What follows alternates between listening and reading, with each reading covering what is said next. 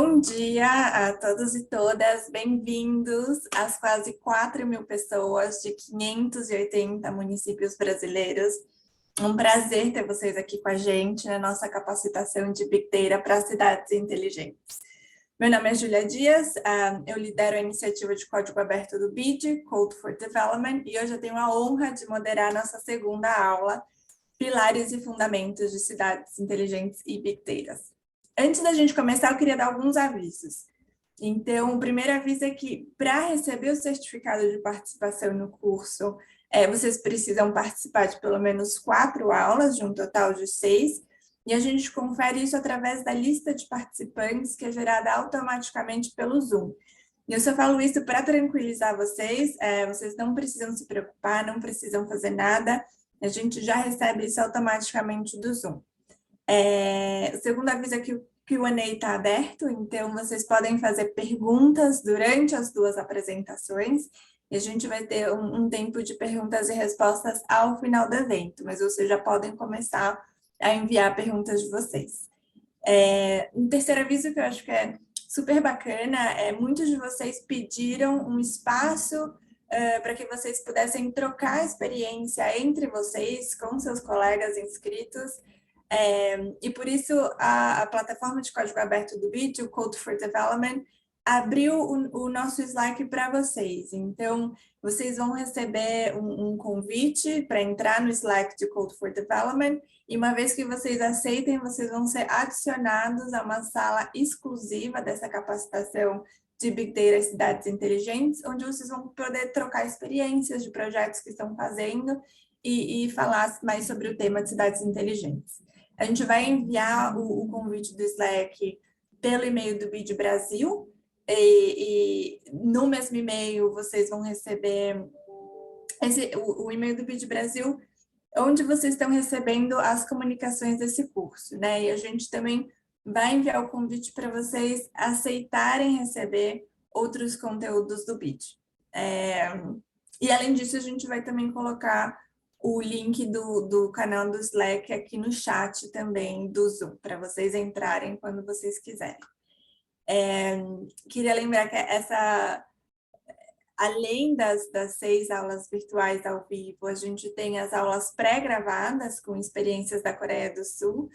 E antes de começar, eu queria dar aqui alguns highlights da nossa primeira aula, que contou com a presença de 6 prefeitos. Então, a gente teve o Axel Grael, prefeito de Niterói, lembrando para a gente que a tecnologia não é tecnologia por tecnologia, é tecnologia como meio para melhorar o acesso a serviços públicos pelas populações mais vulneráveis, é uma tecnologia que tem que estar na mão de todo mundo. A gente teve o Eduardo Braide, prefeito de São Luís, mostrando como é importante desenvolver maturidade interna para diminuir o tempo de respostas em crise. Então, ele contou um pouco de como São Luís foi a primeira capital do Brasil a vacinar todos os seus idosos, porque eles muito rápido entenderam que alguns centros de vacina estavam ficando muito lotados e outros vazios, e criaram um aplicativo que informava em tempo real o tempo de fila em cada um dos postos de vacinação, que foi super bacana. E a gente teve a Fátima Taub, prefeita de Novo Hamburgo, falando um pouco de como ela diminuiu de 400 dias para 10 minutos o tempo de abrir uma empresa, e foi a cidade que mais gerou empregos no estado nesse último ano. Então, para você ver como o investimento em cidades inteligentes compensa. E hoje a gente vai ter muito mais. Então, sem mais demoras, eu queria chamar o Maurício Busquela, o grande idealizador dessa capacitação, para ajudar a gente a começar a definir o que é uma cidade inteligente, quais são seus componentes e por onde começar. E lembrando que vocês podem já mandar perguntas pelo Q&A para o Maurício. Muito obrigada, Maurício. Muito obrigado, Júlia. Bom dia a todos que nos acompanham aqui. É um prazer estar com vocês e compartilhar um pouco da nossa experiência em termos de cidades inteligentes e Big Data. Eu vou compartilhar meu vídeo, onde a gente vai estar colocando um pouco desses conceitos. Ok. Bom, então hoje o tema da aula são os pilares e fundamentos das cidades inteligentes e Big Data. Eu vou estar falando um pouco em relação aos grandes desafios das cidades que a gente está vivendo. Ou seja, a gente tem visto que as cidades elas acabam criando uma série de desafios, ou gerando uma série de desafios em função da urbanização que está acontecendo na nossa região e também no Brasil. Por exemplo, hoje, mais de 80% da população do Brasil vive nas cidades.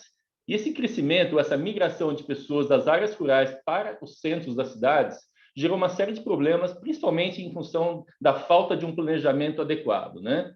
Um outro problema que a gente vê nas cidades é a falta de segurança ou a insegurança. Além disso, vemos problemas ou desafios em mobilidade e transporte, onde não apenas mais o grande trânsito, mas também a acidentalidade, o deslocamento das pessoas que estão nas partes externas da cidade, tentando chegar nos locais de seu trabalho, locais das escolas, etc. Um outro tema de desafio da cidade é o consumo de energia, ou o desperdício da energia, ou a falta de uma eficiência energética.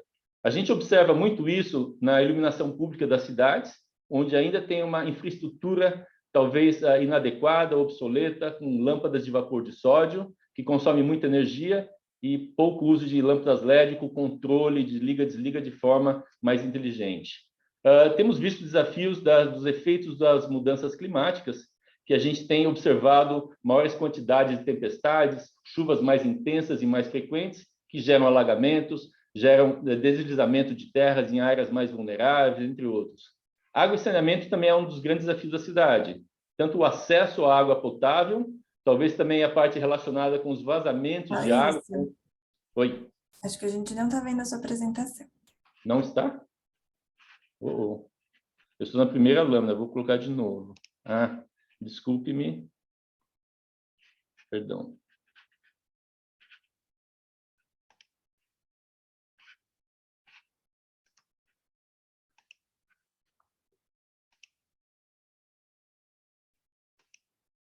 Vocês estão vendo agora?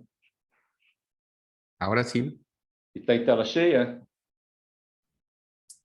Tá no modelo onde a gente vê o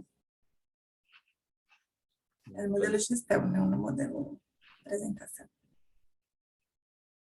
Eu estou com um comando aqui, está me dando um probleminha. Mauricio, se cambias on display settings en su app. É que não está me mostrando aqui o display settings, desculpe.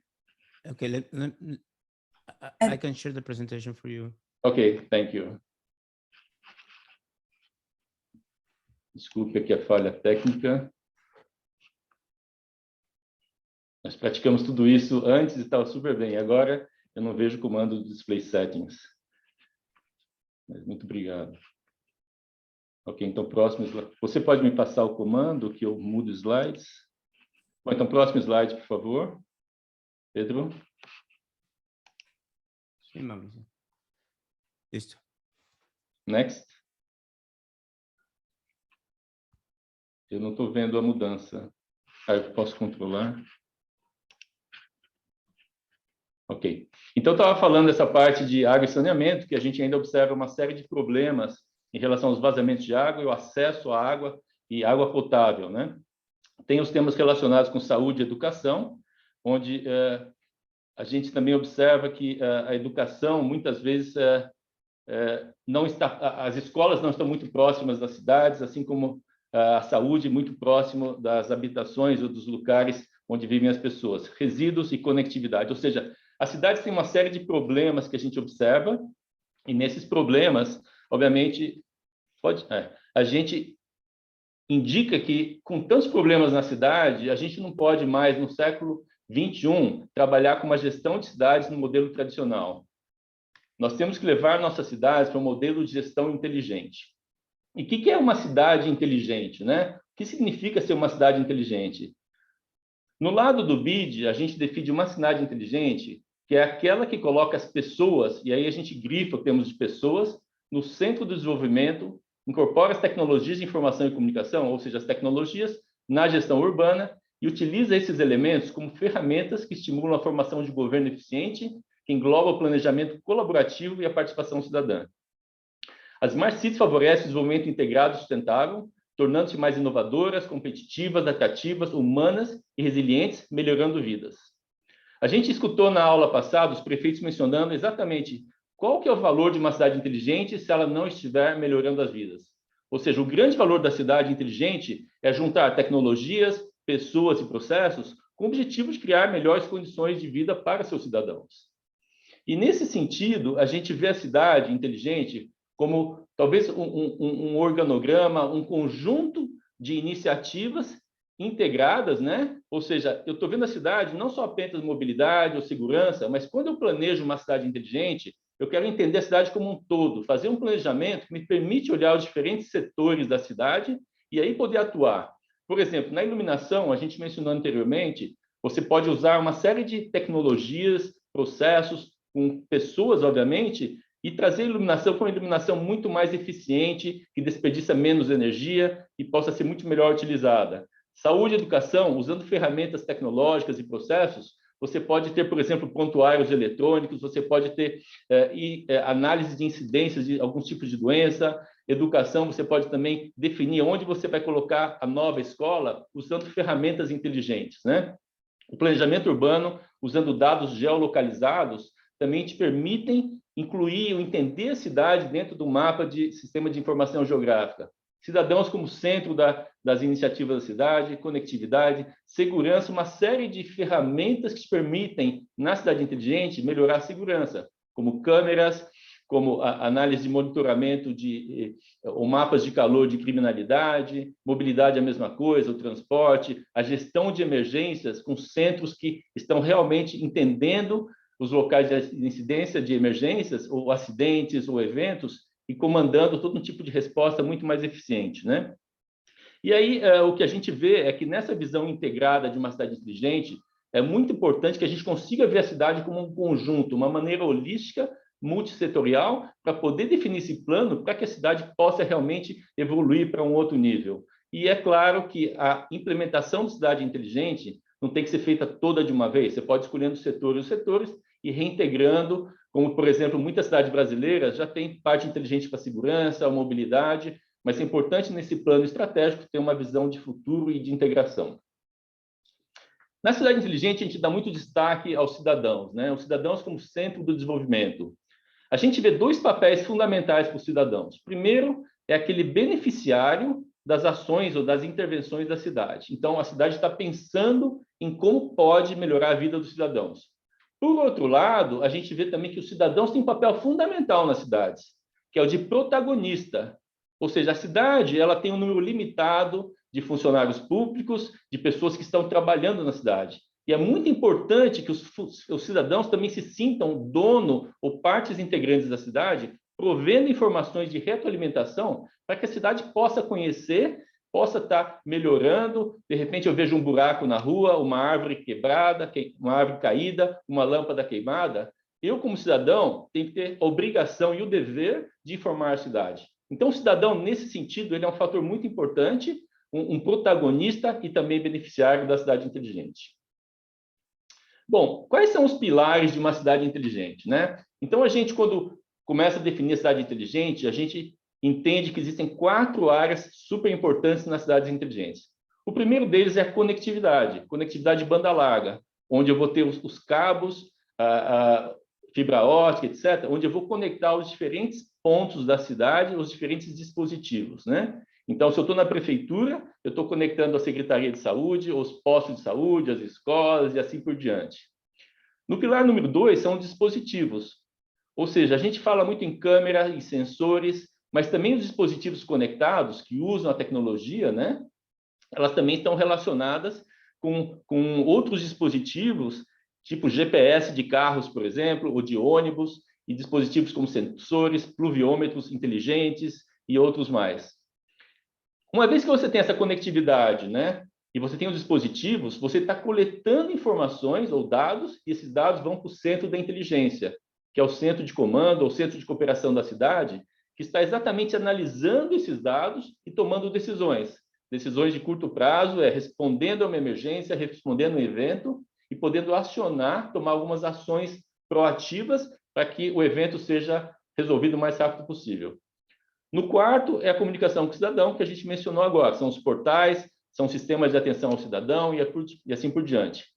Na conectividade, né, a gente entende que a conectividade é um tema super importante, sem que os demais não funcionem, né? E conectividade também significa todas essas redes, essas linhas telefônicas que a gente está conectando nos celulares, etc. Né? Então, conectividade é um tema que é conhecido, a gente entende a importância da conectividade, é um tema extremamente importante e já está praticamente conhecido, mas não está endereçado. Então, é um tema que, digamos, está no radar dos gestores públicos.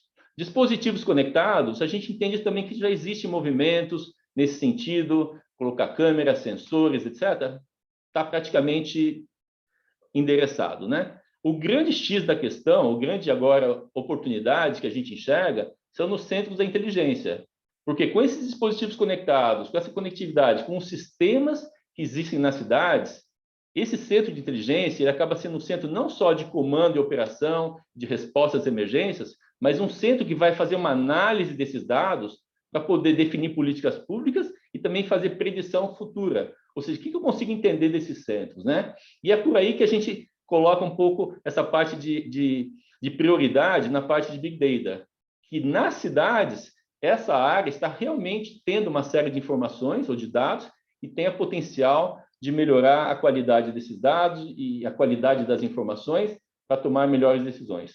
E o quarto pilar, a comunicação com o cidadão, que a gente comentou que eu vejo que existe uma série de iniciativas nas cidades, foram mencionadas algumas também na aula passada, onde os cidadãos estão cada vez mais trabalhando com todos esses temas de informação e outros. Bom, alguns dos projetos que a gente fez na América Latina e Caribe, né?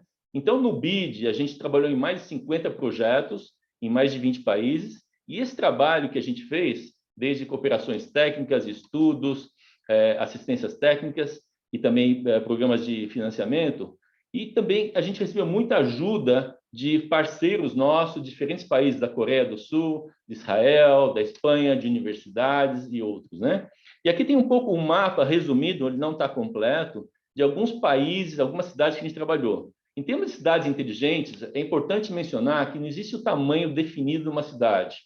Eu vi nas perguntas e respostas que nos chegaram anteriormente, como que eu faço uma cidade de 20 mil habitantes ser uma cidade inteligente?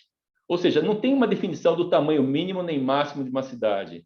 A gente trabalhou com bairros, por exemplo, em Guadalajara, na Cidade Criativa Digital, definimos um projeto de cidade inteligente, trabalhamos em áreas metropolitanas de Grande Mendonça, Grande La Plata, trabalhamos com cidades pequenas, médias e grandes, e cada uma delas, obviamente, tem umas particularidades, mas nada impede que você comece, né? No Brasil, trabalhamos com Manaus,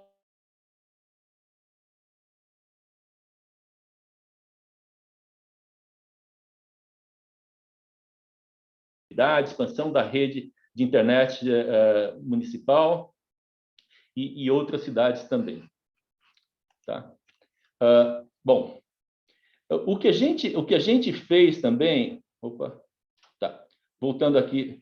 O que a gente notou é que algumas dessas cidades acabaram tendo planos muito bonitos, muito interessantes, mas não chegaram a implementar o plano de Smart Cities, ou seja, virou um plano e não foi implementado, e por uma série de razões, ou falta de capacidade, ou falta de financiamento, ou mudança de governo. A gente sabe que a cada 4 anos estão mudando os governos, né, prefeitos, etc. Então, no BID, a gente definiu uma nova metodologia que a gente criou junto com a Deloitte para entender um pouco o nível de maturidade smart das cidades. E aplicamos ela em 10 cidades. Essa metodologia, o que acontece aqui ela está dividida, talvez seja um pouco difícil de ler na tela agora, mas basicamente ela tem 4 pontos importantes. O primeiro, a gente entende a questão da infraestrutura da cidade, né? Como está a infraestrutura física, digital e o potencial de dados. Então, como é que eu estou em termos de conectividade, de hardware, de servidores e outras coisas. Digital, eu olho as bases de dados, os aplicativos, os sistemas, e o potencial de dados, eu acabo vendo o potencial da cidade e usar os dados para tomar a decisão. Essa parte é uma parte transversal para toda a cidade, né? Que ela engloba a cidade em si, que chamamos de infraestrutura. No ponto 2, a gente vê as dimensões. Temos 6 dimensões que a gente analisa e analisamos também para as cidades. Meio ambiente, mobilidade, economia, segurança, estilo de vida, educação. E cada um desses setores, dessas áreas, tem outras perguntas, outros serviços E nesses serviços, a gente vai na parte 4, onde para cada uma dessas áreas, por exemplo, meio ambiente, eu vejo como está a capacidade da Secretaria do Meio Ambiente. Eles têm visão estratégica, eles têm marcos jurídicos, eles têm capacidades institucionais e assim por diante. E nessas mesmas áreas, eu vejo adoção tecnológica e também resiliência. Como é que eu estou em relação a tudo isso? E essa metodologia, que é totalmente gratuita, até o link foi compartilhado pela Jéssica agora, a gente acaba fazendo uma série de perguntas e com essas perguntas a gente tem um indicador e esse indicador é praticamente uma foto da cidade, né, naquele momento. Então, ele consegue te mostrar, numa graduação de 0 a 5, 4 áreas onde a cidade se posiciona naquele momento. Ou seja, é uma foto que pode ser interpretada em relação ao estágio que a cidade se encontra, estágio inicial, estágio intencional, emergente e integral. Tá? E eu acho que a coisa interessante que foi que a gente aplicou essa metodologia em 10 cidades da América Latina, né? E Caribe. Então, desde Assunção, Jujuy, no Brasil foi Manaus, Aracaju e Niterói. E a grande surpresa nossa, né? Talvez nem tanto surpresa, mas alguns dos pontos que saíram para a gente foi que, a nível médio dessas 10 cidades, nós tivemos maturidade Smart 2.42, né? Que significa que ainda existem muitas iniciativas de cidades inteligentes, mas ainda estão na área intencional. Tem muita iniciativa, mas eu acho que o pessoal ainda não conseguiu seguir numa parte muito mais assim de fazer e trazer o benefício para os cidadãos. O ponto mais interessante, que também tem a ver com essa nossa reunião, é o potencial de dados, que deu 2.38. Ou seja, ele está um pouco inferior do que a maturidade Smart. Ou seja, as cidades continuam coletando dados, mas a grande maioria, na verdade, nessas 10 aqui, na média, é 2.38. O que a gente viu na aula passada, e pensando um pouco de órgãos federais e órgãos estaduais, apenas 25% desses órgãos estão utilizando análise de Big Data para suas decisões, né? Não tinha nada relacionado ao município. Então, ele complementa, ou ele é uma pesquisa que dá uma amostragem pequena, mas nos dá uma indicação de que tem muito acontecendo em termos de coleta de dados, mas muito pouco está se fazendo. E a nossa expectativa é que as cidades venham cada vez mais potencializando o uso de dados para a tomada de decisões e formulação de políticas públicas. Bom, com base nesses indicadores, a gente acabou fazendo um projeto com 3 cidades do Brasil, né? Cujo objetivo era a melhoria da capacidade de tomada de decisões baseada em dados, né? Então, estamos trabalhando com São Luís, Recife e Vitória, e a gente vai ter um pouco mais de detalhes na aula 5, né? E como foi esse projeto que a gente fez com essas cidades, né? Primeiro, a gente começou pensando assim, bom, vamos pensar quais são os grandes desafios urbanos dessa cidade. A mobilidade, segurança, meio ambiente, educação, subsídios a moradias e outras coisas assim, né? E uma vez definido os grandes desafios, a gente pensou, tá bom, eu entendo esse desafio do modo geral, mas qual que é a pergunta que eu quero responder? Será que eu consigo blá, blá, blá, fazer isso? Será que eu consigo melhorar a mobilidade? Será que eu consigo expandir ou analisar os dados da dívida ativa e coisas desse tipo? Uma vez que eu tenho os desafios e as perguntas, aí a gente começou a analisar os dados disponíveis das cidades para ver se os dados me davam condições de responder essa pergunta. E foi aí que realmente a gente começou a sentir um pouco da dificuldade. Dados com má qualidade, ou dados dispersos em diferentes secretarias, ou dados inacessíveis, etc, etc. A gente conseguiu passar por esse diagnóstico de dados, né? Contratamos consultores que nos ajudaram nessas 3 cidades, e disso tudo a gente acabou desenvolvendo 9 provas de conceito, onde para cada cidade foram desenvolvidos exemplos de falar, tá bom, se eu fizer alguma coisa parecida com essa, eu consigo realmente dar um passo adiante em relação ao uso de dados, ao uso de ferramentas para poder entender melhor o que está acontecendo e dali tomar melhores decisões, né? O quarto bloquinho dessa lista, que é capacitação, esse projeto também envolveu capacitação, e essa capacitação de hoje, essas 6 aulas, fazem parte desse projeto, né? Que a gente entendeu que existe uma lacuna, uma necessidade, né? Uma oportunidade de poder trabalhar com outras cidades do Brasil, né? E nesse momento foi só Brasil, né? Depois a gente provavelmente vamos expandir para a América Latina e o Caribe, onde os funcionários públicos ainda tem essas oportunidades, essas necessidades de conhecer um pouco mais, né? De saber um pouco o que se pode fazer, quais são as oportunidades, como que eu melhoro a qualidade de dados, etc, etc. E, além desse, a gente está gerando um novo documento, que vamos apresentá-lo na aula 6, que a gente chama de Discussion Paper, colocando o que a gente aprendeu com essas 3 cidades, o que a gente viu no contexto geral, e estamos criando um documento que vai ser disponível para todo mundo na 6ª aula, com um bate-papo interessante. Bom, então aqui, falando um pouco das provas de conceito, né? Nessas provas de conceito, que vai ser abordado na aula 5, a gente, para a Vitória, a gente acabou analisando dados do IPTU, ou seja, a dívida ativa das cidades, né? Ou seja, não sei quanto vocês conhecem dívida ativa, mas se uma pessoa que tem uma propriedade não pagou um imposto numa determinada data, ele acaba sendo levado para a dívida ativa. E essa informação, obviamente, é uma informação super sigilosa, obviamente, e os secretários de fazenda da cidade, eles têm acesso à informação, mas o que a gente fez foi criar uma ferramenta de visualização que te permitia entender nessas ferramentas, nesse perfil da dívida ativa, onde tinha as áreas de maior dívida, quais eram as áreas dentro do mapa que tinham mais dívida em termos de volume, etc, etc. E isso vai ser falado depois na aula 5. Mas com essa visualização dos dados, juntando aquela grande quantidade de dados, ele, de certa maneira, simplificou o conhecimento, a identificação do problema e também daria para pensar numa oportunidade de como você poderia trabalhar com esse pessoal, esses cidadãos que têm dívida ativa, no sentido que, às vezes, é simplesmente mandar um lembrete, mandar um SMS, mandar um chat de WhatsApp, falar, olha, a dívida vence amanhã, o IPTU vence amanhã, você não quer pagar? Coisas desse tipo. Mas ele abre uma discussão para que o secretário de Fazenda ou de Finanças, eles possam ter uma estratégia para cuidar melhor da arrecadação, né? Tem regularização fundiária, tem um painel de CPF, se ele permite integrar numa base de dados todas as informações dos cidadãos através de CPFs, né? Na parte de Recife, a gente trabalhou com o CAD único. E o CAD único, na realidade, não sei quanto vocês conhecem, mas é uma base de dados de benefícios sociais das cidades brasileiras. Cada cidade tem o seu CAD único, e isso, na realidade, é entendido como quem são as pessoas que recebem algum tipo de auxílio, moradia, saúde, alimentação, etc. E a coisa inovadora que foi feita para Recife foi olhar o CAD único de uma maneira temporal.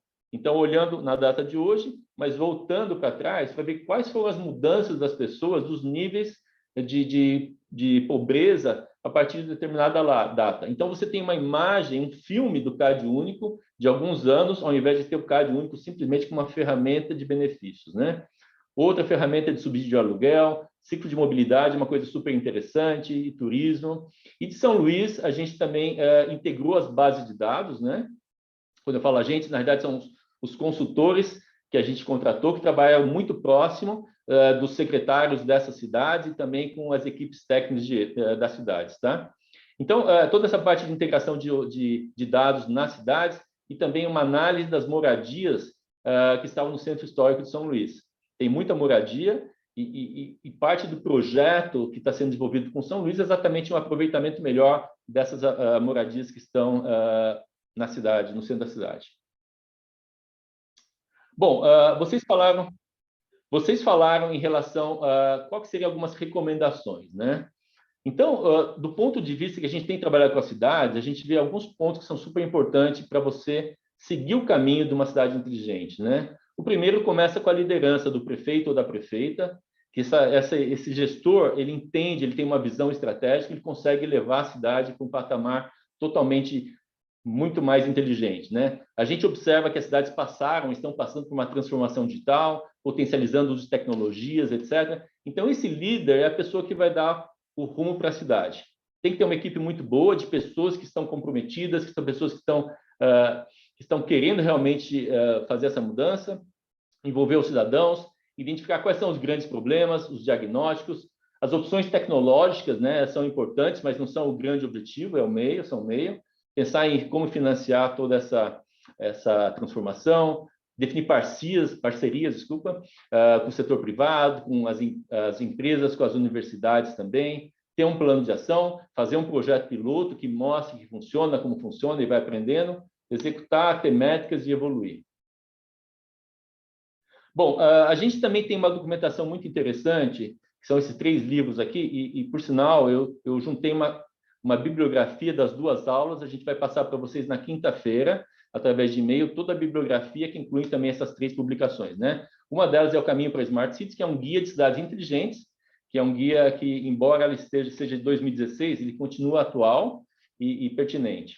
Fizemos um também de Big Data para o desenvolvimento urbano sustentável, com a Fundação Getúlio Vargas, para 5 cidades da América Latina e do Caribe, né? E no Brasil, São Paulo, e tem Quito, Miraflores, Jalapa, e também temos Quito, Miraflores, Jalapa e Lima, né? E Montevidéu, desculpa. E aí tem a parte do Guia de Cibersegurança para Cidades Inteligentes, que na realidade a gente entende, também foi falado isso na aula anterior, que as cidades têm muita vulnerabilidade a ataques cibernéticos. E vulnerabilidade muitas vezes significa falta de procedimentos ou falta de manter essas bases ou esses dados de uma forma segura, etc. E esse guia foi feito para as cidades com o objetivo de que a gente possa realmente estar protegendo a cidade, né? Envolve uma linguagem para prefeitos, gestores, para secretários e também para funcionários públicos. Ele foi feito uma linguagem super assim, simples para que qualquer um possa entender. Também tem uma linguagem para as pessoas técnicas, né? Com isso, eu termino minha apresentação. Eu sei que estourei um pouquinho o tempo, Júlia, me desculpe. E eu só queria mencionar que nessa apresentação eu também tenho uma série de exemplos, né? A gente talvez consiga mencionar alguns exemplos na parte de perguntas e respostas, mas se não, eles estão aqui na minha apresentação no fim e eu vou compartilhar com vocês. Muito obrigado. Super obrigada, Maurício. E eu acho que entre os vários pontos que o Maurício trouxe hoje para a gente, acho que fica muito claro a importância dos dados para a geração de inteligência em uma cidade inteligente.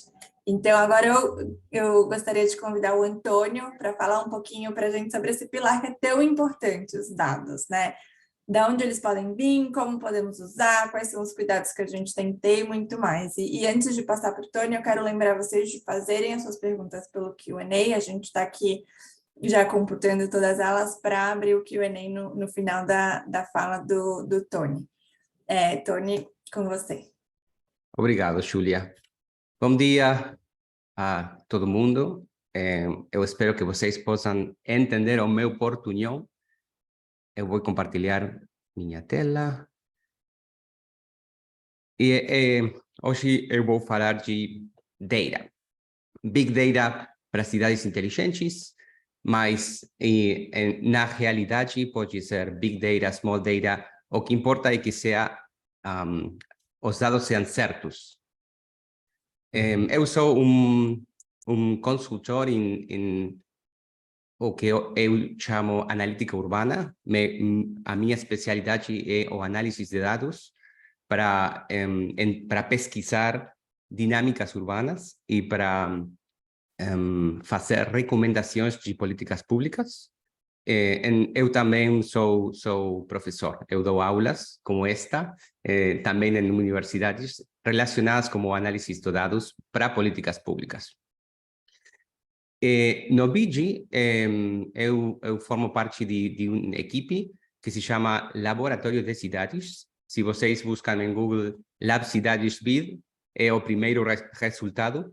E vocês lá têm recursos, software, metodologias para aplicar as técnicas que a gente vai falar hoje nos seus projetos. Então, hoje vamos falar sobre por quê, para que analítica urbana, por quê, para que analisar dados. Isso é fácil, vamos fazer isso rápido. Vamos a falar sobre fontes de informação, onde achar esses dados. Vamos a falar de o processo de análise de dados, técnicas e tecnologias, ferramentas de visualização de resultados e, finalmente, onde achar exemplos de aplicação para inspiração. O porquê de análise de dados? Eu acho que todo mundo aqui sabe que o planeta está sendo urbanizado e conectado à la vez. Tudo está online, tudo está digitalizado ou começa a ser digitalizado.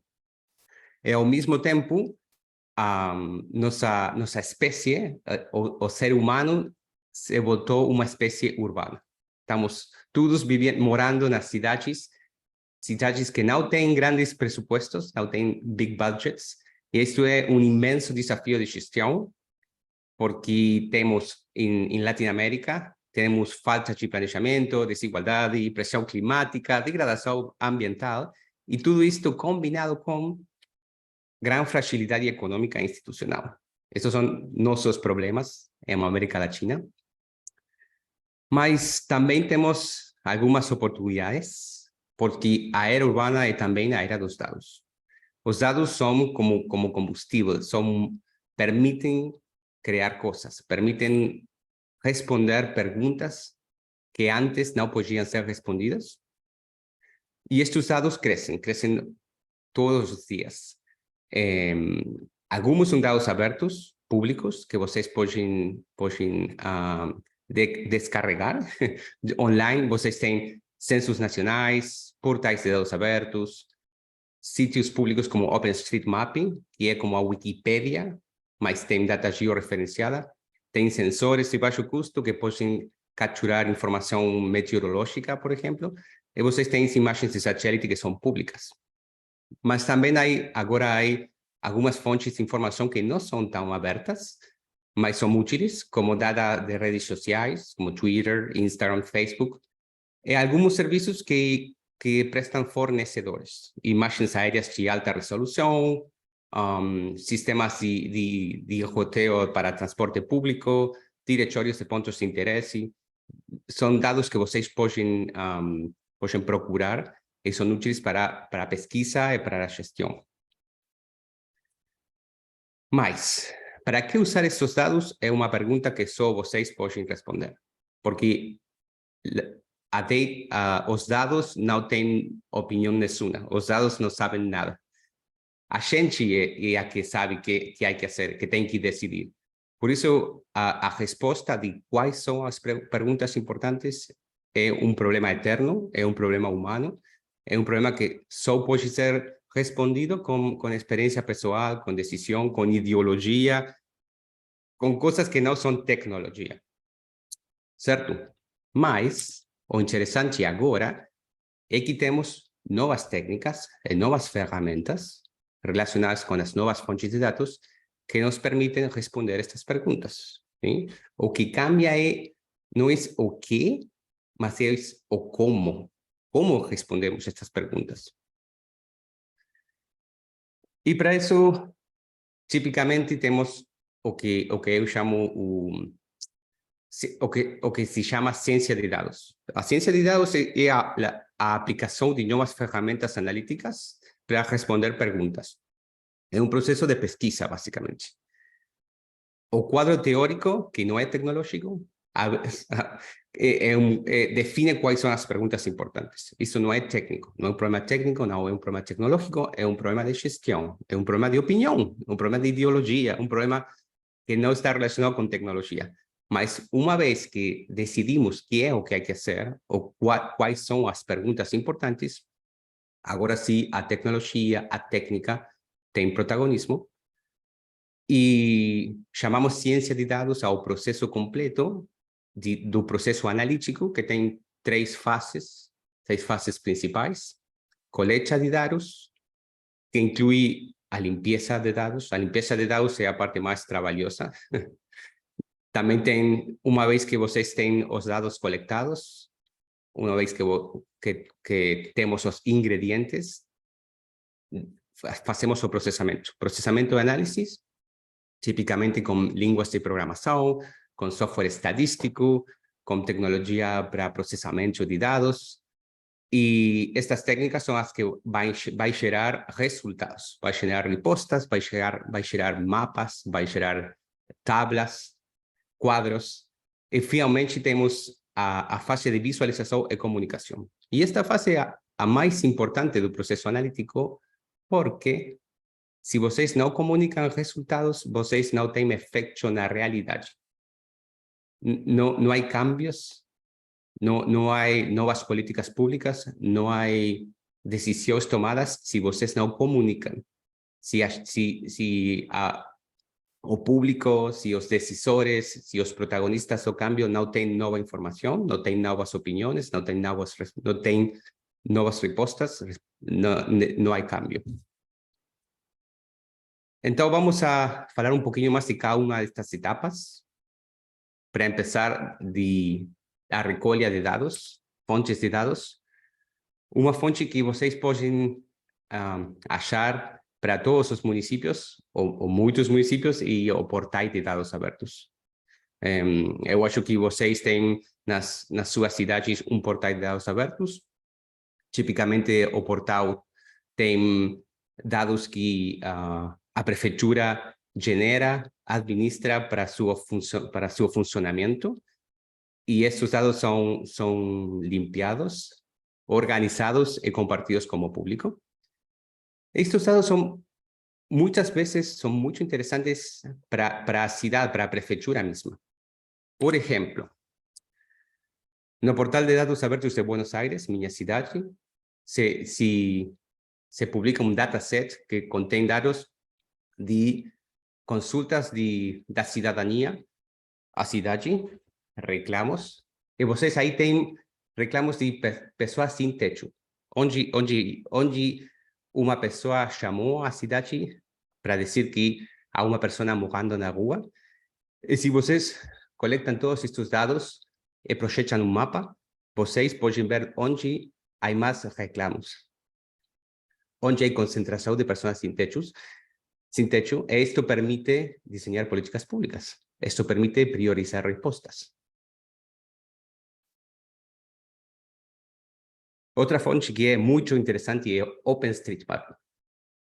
OpenStreetMap é como uma Wikipédia, mas tem dados georreferenciados, e vocês podem coletar dados grátis. Estes são dados públicos, estão publicados online, e, por exemplo, vocês têm uma cidade, qualquer cidade, ou qualquer área, como Florianópolis, e vocês podem descargar grátis montão de dados georreferenciados, como, por exemplo, a rede rodoviária da região, a ubicação de todas as escolas da região, e com estes ingredientes vocês podem processar a data e gerar, por exemplo, mapa que indica índice de acessibilidade à educação pública, índice de acessibilidade que mide o tempo de viagem a pé até cada escola na cidade.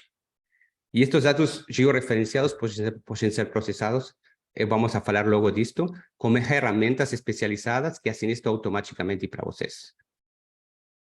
E falando de dados e automatização, também há muito valor nas imagens satelitais, imagens aéreas, incluso imagens a nível da rua, como tem em Google Street Map. Vocês podem recoletar estes dados e usá-los para planejamento. Por exemplo, vocês podem recoletar dados, imagem satelital pública, que é disponível para o público, e vocês podem utilizar esta imagem para processar com software especializado que permite mapear assentamentos precários automaticamente. ¿Sí? Vocês podem ter cartografia atualizada que permite monitorear o crescimento de bairros e assentamentos informais, utilizando essas imagens que são públicas, e software que também é gratuito, de inteligência artificial aplicada, que permite fazer este mapeamento. Logo vamos a mostrar exemplo disso. E, finalmente, vocês também têm agora registros de localização, também chamados CDRs, Call Detail Records. Esses registros são recoletados pelas companhias de telecomunicações. Cada de nós tem cell phone, mobile phone, e cada de nós vai deixando rastro digital, vai deixando pings, pontinhos no mapa, que indicam onde nós estávamos a cada momento. Esta data é recoletada por os fornecedores de comunicações, empaquetada, e logo vendida para quem tenha interesse em acceder a esta data. Tipicamente, grandes empresas têm interesse nisto, mas também as prefeituras podem acceder a esta data para estudar o transporte público, dinâmicas de mobilidade. Un ejemplo de esto es un producto de Google llamado Réplica. A ideia é criar uma réplica digital, Gmail digital da sua prefeitura. E Google utiliza dados de localização de pessoas agregados e pode mostrar para cada segmento de rua quanta gente viaja, transita por essa rua, e origem dessa gente e destino dessa gente. E incluso o propósito do trânsito, para ir a trabalhar, para ir à escola, para ir a hacer shopping. Toda esta informação proviene de dados individuais agregados que permitem logo pesquisar tendências. E incluso se vocês têm suficientes estes dados, como neste exemplo, vocês podem elegir uma rua particular e entender quanta gente transita essa rua. Lástima que esto tenemos que pagar por esto. Toda esta data comienza siendo individual, personal, mas una vez que está en la nube acumulada, tenemos que pagar para poder obtenerla, para poder acharla, mas está disponible.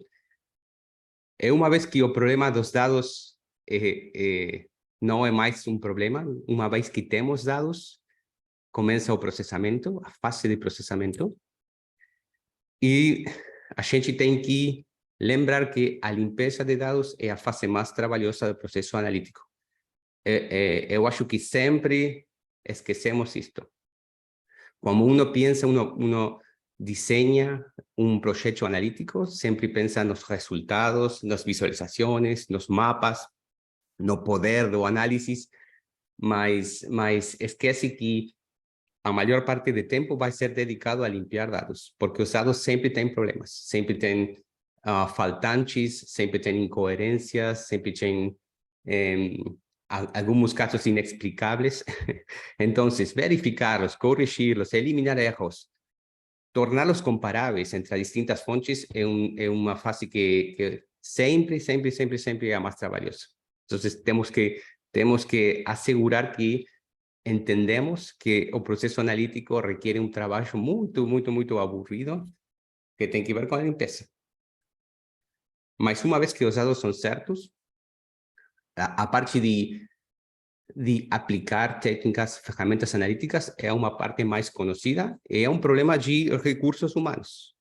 É um problema de ter pessoal, de ter servidores na prefeitura que sabem de estatística, de programação. Porque todas estas técnicas, como machine learning, artificial intelligence, teste de hipóteses, árvores de decisão, clustering, tudo, processamento de linguagem natural, como o ChatGPT, tudo isto é estatística aplicada. Então, a boa notícia é que todas essas técnicas são conhecidas, têm madurez, mas vocês têm que ter uma pessoa disponível para aplicar tudo isso, para decidir qual é a ferramenta indicada e poder aplicá-la. Eu creio que em outras aulas a gente vai falar mais de como fazer partnerships com instituições de educação, universidades, como setor privado, para poder acceder a recursos humanos, a pessoal capaz de fazer isto para as prefeituras. E toda esta data, tipicamente, na escala da prefeitura, é data geoespacial. São dados que têm coordenadas de latitude e longitude, e vocês podem fazer mapas muito detalhados, muito granulares, e por isso é que para a analítica urbana o espacial é especial. Como exemplo daqui, em Equador, estes são dados coletados de Facebook. Facebook tem dados que permitem conhecer onde os usuários moram e onde os usuários vão trabalhar cada dia. E vocês podem fazer como estes arcos, estes gráficos de origem e destino, e entender quanta gente cada dia transita de uma zona a outra zona. E vocês incluso têm dados muito detalhados de tempo de fecha. Vocês podem fazer uma animação em onde se vê durante a manhã a atividade está em uma zona e à noite a atividade torna para outra zona. E toda esta enorme resolução, este detalhe espacial e temporal é o que diferencia a analítica a escala de prefeitura comparada com a analítica a escala nacional ou mundial. Esta possibilidade de fazer zoom, de ter muito detalhe. E, inevitavelmente, isto implica geoprocessamento. As ferramentas conhecidas como GIS, Geographic Information Systems, isto é software especializado, preparado para processar data geoespacial, dados com longitude e latitude. E exemplos usados são o uso usos do terreno, como, por exemplo, basados no código local, os terrenos da prefeitura podem ser dedicados a comércio, podem ser dedicados a moradias, podem ser dedicados a infraestrutura pública. E vocês podem ter mapa disto. Vocês podem combinar com outra capa espacial, por exemplo, dados de elevação, entender onde há pendiente, declive. Isso vocês podem combinar com outra capa espacial, como as parcelas, os lotes com diferentes proprietários. Outra capa pode ser as ruas, e outra capa pode ser a posição dos customers, ou de cidadãos, ou de estudantes. E o poder do geoprocessamento emerge quando vocês podem combinar todas estas capas espaciais e usá-las para responder perguntas complexas, como, por exemplo, onde moram as pessoas de idade escolar mais vulneráveis, com mais baixo nível socioeconômico e mais lejos das escolas. Isso significa onde haveria que priorizar inversão para a construção de novas escolas basadas em a combinação de estas capas de dados espaciais. E responder à pergunta é um problema trivial, é um problema relativamente simples, uma vez que vocês têm os dados. O problema são dois. Um é ter os dados e o outro é ter recursos humanos capacitados para processá-los. Então, novamente, a tecnologia não é o problema principal. A tecnologia, muitas vezes, é grátis, é open source, mas os dados e os recursos humanos, esses não são grátis. Esses vocês sempre têm que trabalhar para achá-los. Tecnologia, então, muitas vezes é gratuita. É de código aberto, é open source. Isto é uma boa notícia, porque o análise espacial tem uma muito boa relação com o software livre, o software aberto.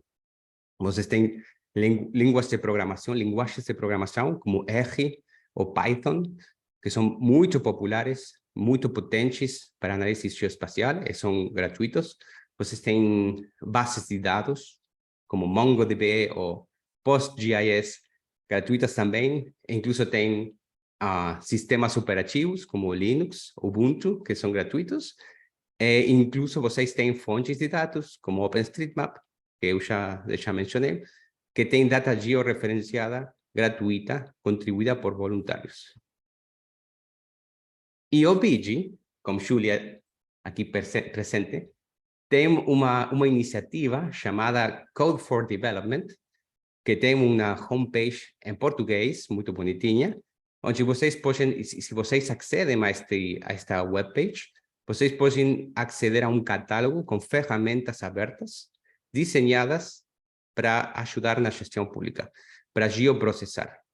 Por exemplo, eu mencionei que OpenStreetMap é uma fonte de informação fabulosa, fantástica, tem dados georreferenciados, permite fazer análises como, por exemplo, obter a rede rodoviária de uma prefeitura, obter a ubicação de pontos de interesse, como escolas públicas, e combinar essas capas para fazer análises de acessibilidade, para entender onde moram pessoas que são vulneráveis, de baixo nível socioeconômico, que necessitam ter melhor acesso a serviços essenciais. Esto puede ser automatizado como una herramienta llamada UrbanPy, que es open source, está disponible en Code for Development y automatiza todo esto, o proceso de pegar estos datos, combinarlos, procesarlos, incluso genera visualizaciones y resultados visuales, genera los índices de accesibilidad a diferentes servicios, educación, salud, acceso a bancário, outros exemplos. Eu também falei de análise de imagem satelital e como usar um modelo de inteligência artificial para realizar mapas automatizados, para monitorear o desenvolvimento da informalidade urbana. Novamente, vocês têm um software aberto, disponível no site de Code for Development, chamado Maya, Mapeamento de Assentamentos Informais com base em inteligência artificial. É um software que aplica técnicas de reconhecimento de imagem, de machine learning. Vocês alimentam este software com imagens satelitais públicas, gratuitas, e o software pode gerar mapas automaticamente que indicam as áreas que provavelmente são informais. Permite fazer a grande escala, processando muito território automaticamente e generar como resultado mapas georreferenciados que indican las áreas de informalidad urbana. Y esto es útil para tener un monitoreo continuo, frecuente, para poder entender cómo nuestras ciudades están cambiando a través del tiempo. Y finalmente, hablando de visualización, de cómo obtener, cómo cambiar el mundo con nuestra pesquisa, es muy importante como comunicar. É uma ferramenta fundamental a visualização dos dados, convertir os números, os frios números, em visualizações interessantes, em mapas, em imagens úteis. Por isso vai haver uma aula dedicada a este tópico, vai haver uma aula dedicada a visualização e comunicação de dados, e temos que lembrar que comunicar é a parte mais valiosa do processo analítico. Não necessariamente a mais trabalhosa, não necessariamente a mais difícil. Algumas vezes, incluso vocês podem desfrutar de esta etapa, mas é a mais valiosa. Porque se você não ensina, não compartilha, não publica, não explica os resultados, nenhuma pessoa vai cambiar de opinião, nenhuma pessoa vai fazer um cambio no mundo, nenhuma política pública vai ser informada, influída. Então, a comunicação é muito importante. A comunicação é uma parte fundamental, porque é a que realiza o valor de nosso trabalho. Se han desenvolvido pesquisas relacionadas com o valor dos dados, quanto valem os dados, quando são mais valiosos, e obviamente o resultado é que os dados têm valor máximo quando são reutilizados. Isto é, quando são publicados, compartidos, e outras pessoas, outras instituições tomam nossos dados, confiam em nossos dados, são considerados dados certos e são utilizados por outras pessoas para tomar as suas decisões. Isto é o que passa com a data dos censamentos nacionais. E também pode passar com a data de nossas instituições, de nossas prefeituras. Então, isto é como um caminho que há que recorrer. Começa na identificação, coleta, processamento dos dados, muito trabalhoso, muito difícil, muito caro. Logo, vocês têm que analisar esses dados, necessitam pessoal capacitado. Logo, vocês têm que publicar esses dados, disseminá-los. E a esse ponto, vocês têm mais ou menos a metade, a média do valor. Porque há um caminho para recorrer que tem que ver com conectar, incentivizar, influenciar, lograr que outras pessoas tenham interesse em nossos dados, que usem nossos dados, e finalmente, quando outras pessoas, outras áreas do governo, outras secretarias, a prensa, a cidadania usam nossos dados, e quando o valor é realizado ao máximo. E para lograr esto é um caminho. Esto no es instantáneo, vocês têm que pressionar, continuar trabalhando por anos, hasta que vocês tenham a madurabilidade necessária para poder fazer esto continuamente. E quando vocês estão achando como posso comunicar esses dados, como posso compartilhar esses dados, como posso ajudar a outras pessoas a entender o que eu entendo, o mapa é a ferramenta principal para esta etapa. O mapa é a visualização de dados espaciais por excelência. A audiência, as pessoas, todos nós temos muita habilidade para ler mapas. Hemos sido treinados utilizando Google Maps, Apple Maps. Todo mundo tem mapas em seu mobile. Então, temos como muita literatura de mapas, data literacy, relacionada com mapas. Então, são uma possibilidade de compartilhar informação muito complexa, com alta densidade, de forma que a audiência pode processar, pode digerir. E para fazer estes mapas, para convertir nossos dados, nossas respostas em produtos que possam ser compartilhados, temos software como QX, que é free, é open source, e também provavelmente vocês conhecem ArcGIS, que é um produto comercial com o mesmo fim. Estes dois produtos têm a mesma funcionalidade, basicamente, e é importante que os equipos de trabalho, as secretarias, tenham sempre uma pessoa que pode utilizar estas ferramentas. Eu acho que isto é básico para poder tomar ventaja, para poder utilizar os dados espaciais e, sobretudo, para poder compartilhá-los. Necessitamos ter em nossas equipes uma pessoa que pode usar ferramentas de GIS. QX é gratuito, é free. ArcGIS é como produto comercial, mas tem muitas prefeituras têm contato com uma empresa que fornece este software, então é importante ter essa relação na mente, sim?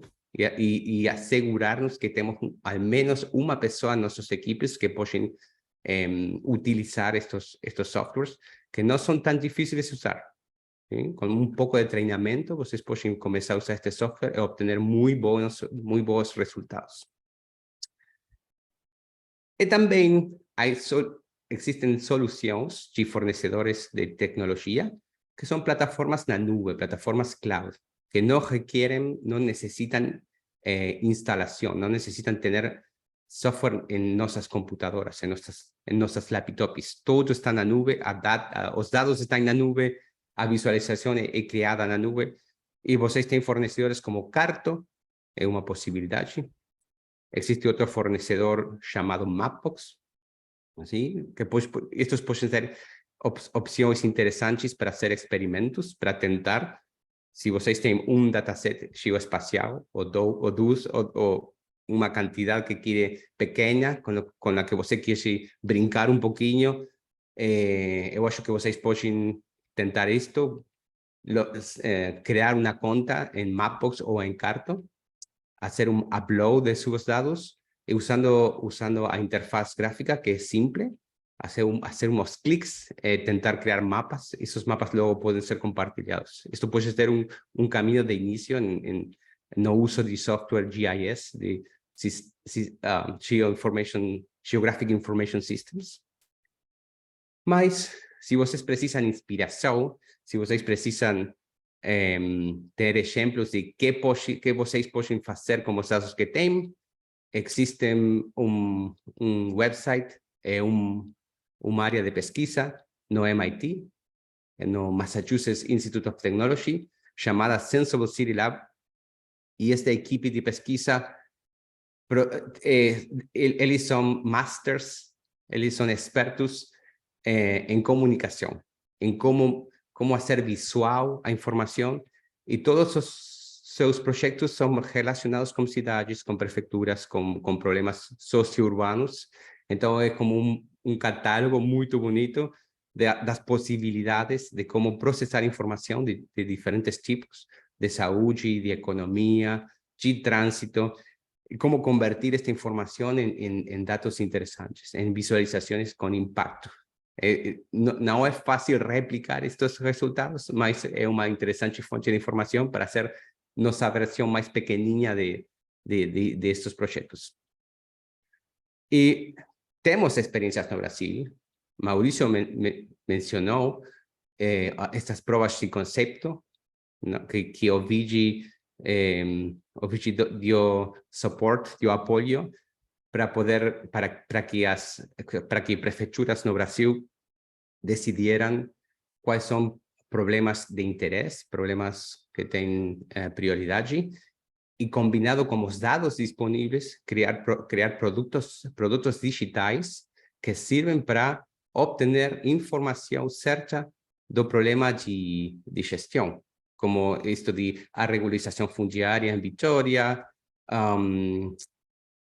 o CAD único, visualizações de CAD único em Recife, integração de bases de dados diversas em solo mini data lake em São Luís. Por isso, não perca a quinta aula, que vai ser dedicada à inovação urbana e às experiências de Recife, São Luís e Vitória, para saber exatamente como cidades em Brasil implementaram essas técnicas, realizaram análises e processaram seus dados para obter produtos digitais e mapas e visualizações. E, finalmente, terminando, eu sempre menciono que há uns anos, The Economist, a centenária revista de economia, publicou na sua capa, a capa da revista, que o recurso mais valioso do mundo é a data. Os dados são como o novo petróleo. Todas as empresas querem aceder aos dados. A nova economia está basada nos dados. Então, os dados são o mais valioso que há no mundo.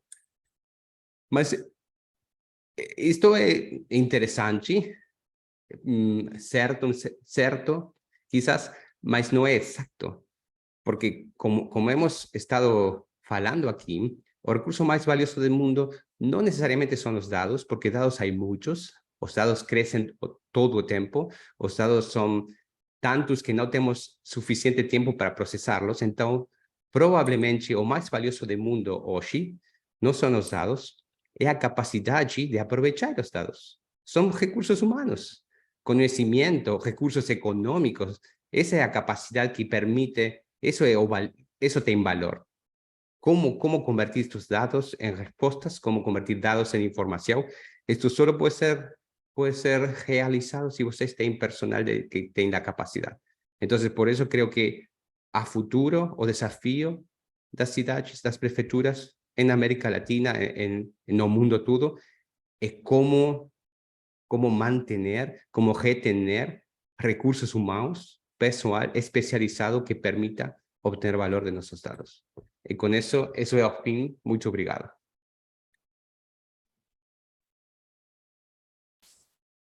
Muito obrigada, Tony, Maurício. Acho que agora a gente começa um dos momentos mais esperados, que são perguntas e respostas para vocês. Então, antes de fazer a primeira pergunta, eu queria pedir para vocês não se esquecerem de responder a nossa pesquisa, que a gente está colocando no chat agora. Ela é super importante para a gente melhorar cada aula, e então não deixem de compartilhar a opinião de vocês. Mas vamos aqui começar com as perguntas. E eu queria puxar um gancho da última coisa que você falou, Tony, um pouco do recursos humanos em cidades pequenas, né? A gente tem algumas perguntas aqui da Karine, sim, muito difícil, da Karine sim. Correia, do Fabrício, do Marcos Macedo, que é como que a gente cria capacidade nos servidores de cidades pequenas para que eles possam utilizar tecnologias, sistemas, ler, interpretar dados, como que a gente aplica iniciativas de cidades inteligentes em municípios pequenos com menos de 20 mil habitantes. Quais são as dicas que vocês podem dar para a gente? Maurício, você quer começar? Pode ser. Obrigado, obrigado, Júlia. Na realidade é o seguinte, é um super desafio, né, cidades pequenas, mas da forma que eu vejo é que existe muita informação pública disponível e muita capacitação, né? O nosso colega João Carabeta, por exemplo, que vai falar na próxima aula, que é o chefe de escritório de dados do Rio de Janeiro, ele juntou uma grande quantidade de cursos abertos e disponíveis, né? Então, isso aqui, por exemplo, é uma fonte que a gente vai estar compartilhando com todos como parte da nossa bibliografia. E outra, existem muitas informações disponíveis, né? Na própria internet. Eu acho que a gente vive num momento que você consegue achar muita coisa legal para poder se atualizar. Além disso, a gente tem, sei lá, colegas que trabalham e etc. E vocês podem também pensar, cidades pequenas, fazer pequenas coisas nas cidades, né? A gente acho que entende a necessidade de ter dados muito bem organizados para poder utilizar os dados. Eu conto uma experiência interessante que eu fiz agora. Eu estava analisando toda assim a parte dos participantes, temos mais de 3.700 pessoas registradas no nosso curso, né? E tentei harmonizar para saber quais cidades eram, de quais locais, de quais instituições, etc. E nessa base de dados que eu tive em acesso em Excel, sei lá, eu pego uma cidade como São Paulo, né? Então tem São Paulo escrito com tio no A, tem São Paulo em maiúscula, tem São Paulo em minúscula, tem São Paulo que está escrito errado, etc. Então, essa parte de dados é uma parte interessante que eu acabei aprendendo durante esse curso.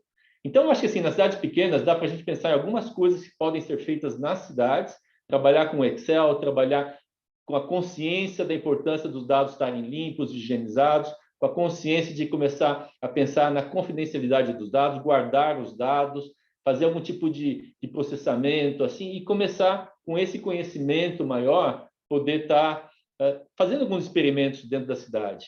E eu acho assim que esse curso, nosso objetivo é exatamente isso, criar uma capacidade muito maior, alguns conceitos, alguns deles muito introdutórios, outros um pouco mais densos, para que as pessoas consigam entender e consigam ir atrás, né? Na nossa bibliografia tem muitas fontes que vocês vão poder, quem quiser se aprofundar mais, vai poder encontrar muita bibliografia interessante. Tony, sua vez. Eu acho que é um problema sem resolver. É um problema interessantíssimo, um problema de fronteira e que requer experimentação.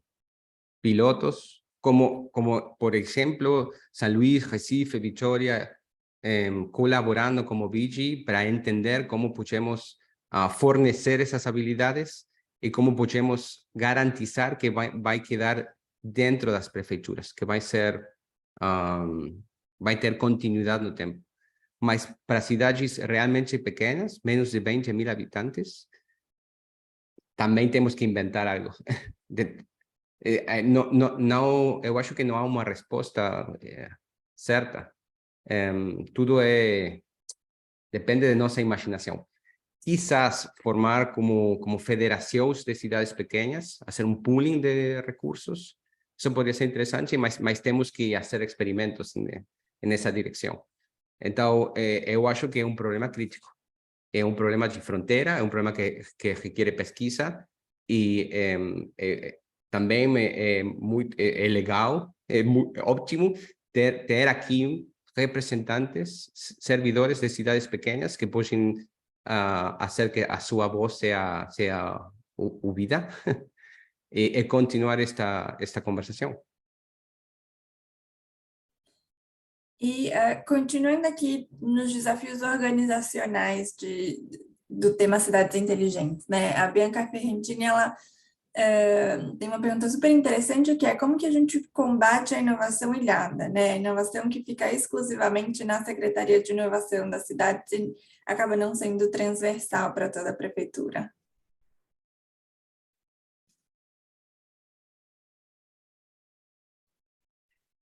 Tony, eu diria até que a Júlia podia responder essa, hein, Júlia? Júlia conhece mais? Inovação aberta, Júlia? Eu deixo para vocês. Vai lá, Maurício. Não, eu acho assim que tem muita inovação que está sendo feita em algumas secretarias e é claro que algum desafio, né? Como que você acaba expandindo esse conhecimento e você replica e transmite, dissemina esse conhecimento adquirido, né? O que a gente tem feito no BID é muito mais um tema chamado Open Innovation, inovação aberta, onde você não busca apenas inovações dentro da sua própria instituição, mas busquem inovações fora, ou seja, a gente acaba trazendo coisas que a gente acaba descobrindo e trazendo para as cidades, para que elas não se dependam simplesmente de departamento de inovação e etc., né? E a gente no BID chegou a fazer esses eventos de Open Innovation, trazendo desenvolvedores, startups e outras empresas que pudessem compartilhar com nossos clientes ou nossos parceiros, como vocês, coisas inovadoras, né? Então, muitas vezes, algum departamento está fazendo alguma coisa e, obviamente, no momento de desenvolvimento, de pesquisa e desenvolvimento, não está naquele momento de compartilhar, mas está simplesmente experimentando, né? Então, em alguns momentos, isso faz sentido, mas, Júlia... Você falou tanto de inovação aberta, Maurício, que agora eu me sinto obrigada. Não, eu acho que um dos principais benefícios de uma secretaria de inovação é ser um apoio para todas as outras secretarias, né? Eu acho que as secretarias de inovação precisam começar a entender como ajuda secretarias FINS, Secretaria de Transporte, de Educação, de Saúde, a entender quais são os principais desafios que eles têm, que podem ser solucionados com tecnologia, com dados, com esse tema de cidades inteligentes, e começar a apoiar essas secretarias a desenvolver seus serviços, seus produtos, seus centros de inteligência, né? Então, por exemplo, em Code for Development, que é a nossa plataforma de código aberto, a gente está fazendo mensalmente workshops de capacitação para implementação de código aberto.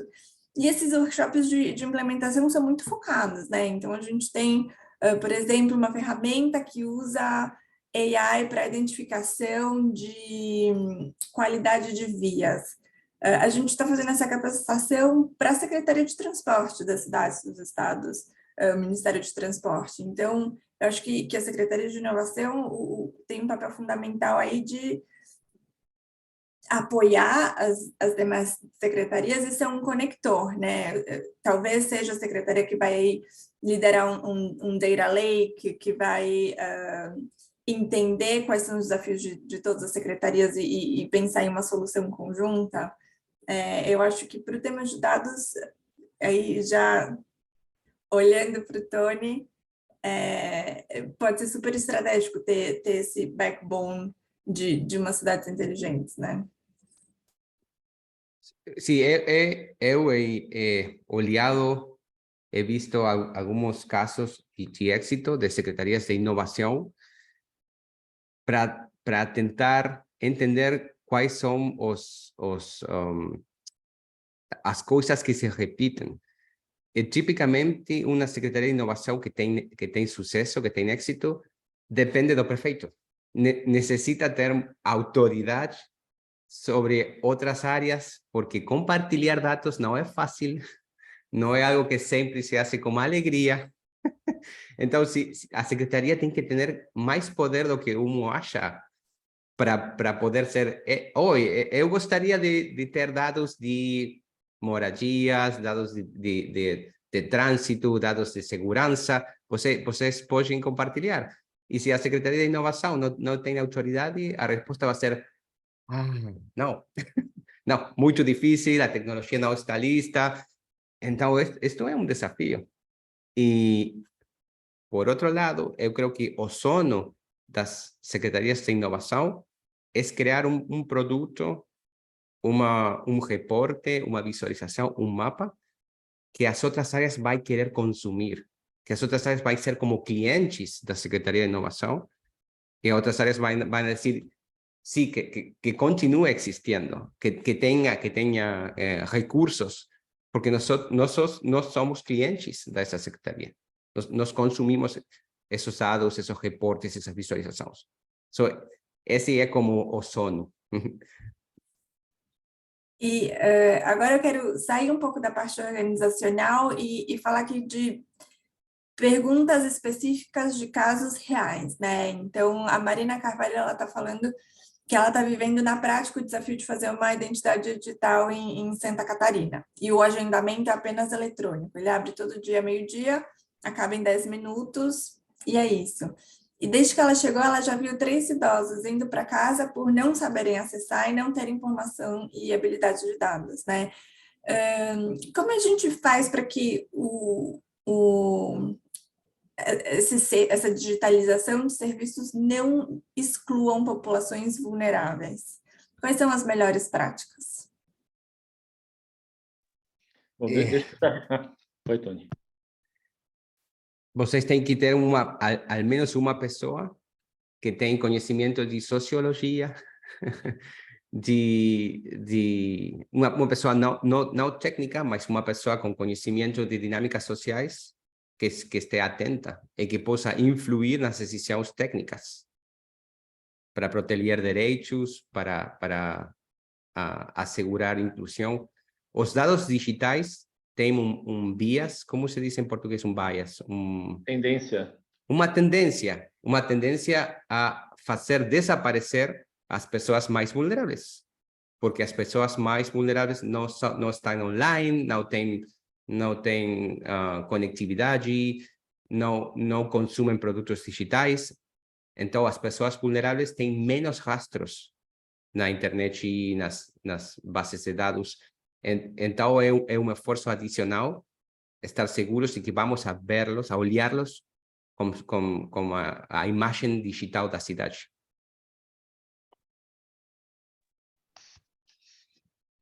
Complementando um pouco o que o Tony falou, eu acho que essa parte de idosos, nesse caso, na realidade, eles vão precisar continuar tendo atenção, né? Então, se eles vão para a prefeitura ou eles vão para um posto de saúde, é muito importante que tenha algumas pessoas que auxiliem a eles, né? Que eles auxiliem no sentido de poder entrar com seus dados, que tenham quiosques, né? Totens que estão lá ajudando as pessoas a entrar com as informações, né? Então, não tem como fugir muito disso, não só apenas para a alfabetização digital, talvez a facilidade de uso das aplicações, mas também a acessibilidade, né? Então, acho que, em alguns casos, a digitalização, por mais que ela evolua, nós precisamos ainda continuar a ter pessoas que auxiliem as pessoas que estão mais excluídas.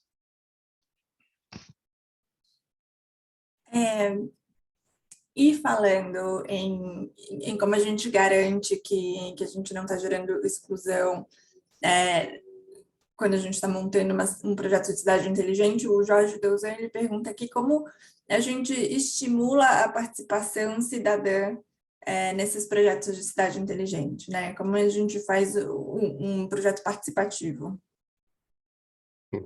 De a pouco, começando a pequena escala, pode ser um evento público que a secretaria faz convite para os cidadãos para passar dia co-creando ou discutindo acerca de os dados que a cidade tem, para simplesmente tentar saber que é o que a cidadania está interessada, que é o que a cidadania quer saber, quer fazer.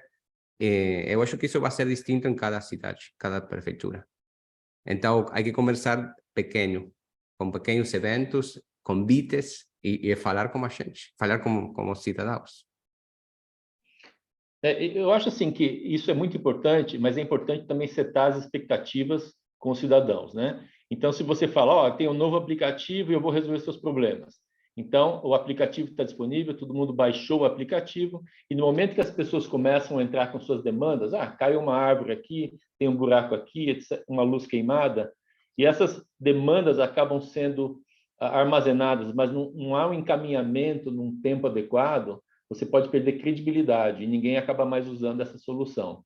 Então, a participação do cidadão ela é muito importante. A gente, como eu falei na minha apresentação, eles têm que ser os protagonistas das mudanças das cidades, mas você tem que gerar algumas ferramentas e respostas para que eles se sintam exatamente atendidos e participativos. Sem isso, você acaba perdendo a sua credibilidade e qualquer aplicativo melhor que seja acaba não sendo eficiente.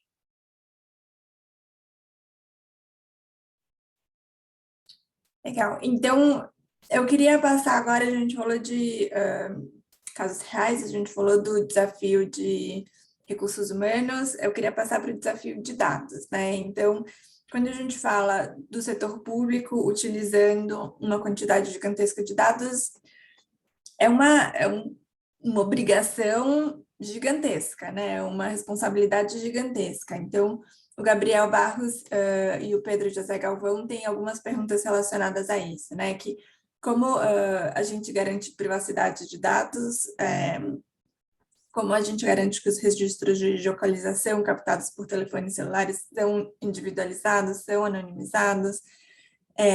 E aí o Pedro pergunta aqui, considerando o aumento exponencial no uso de dados nas cidades inteligentes e a preocupação com as medidas de segurança técnica e organizacionais,